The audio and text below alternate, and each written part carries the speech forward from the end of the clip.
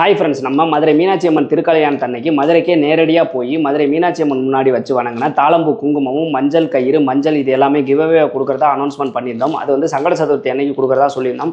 ஆனால் சில காரணங்களால் தள்ளி போயிடுச்சு. அதனால அந்த அனௌன்ஸ்மெண்ட்டை இன்னைக்கு கொடுக்குறோம்.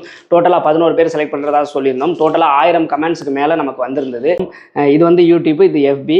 தயவுசெய்து செலக்ட் ஆனவங்க வந்துட்டு எங்களுக்கு மெசேஜ் பண்ணுங்கள்.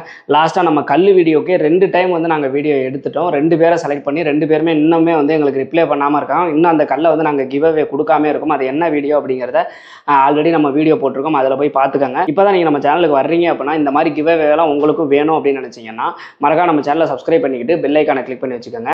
ஃபர்ஸ்ட் வந்து யூடியூப்ல இருந்து செலக்ட் ஆகிறவங்க சத்யா ராஜ் கண்ணு, FB and Insta Sathyanarayanan, Ganesan, Manivannan, Nithya stylish 7263, Tirupati P2839, Shri Anjani 115, Kandhan வலி 9961.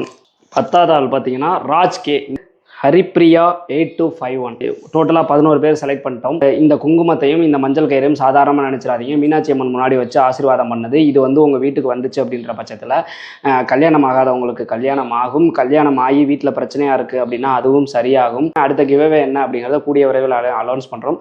தயவுசெய்து உங்கள் சப்போர்ட்டை கொடுங்க. பாய்.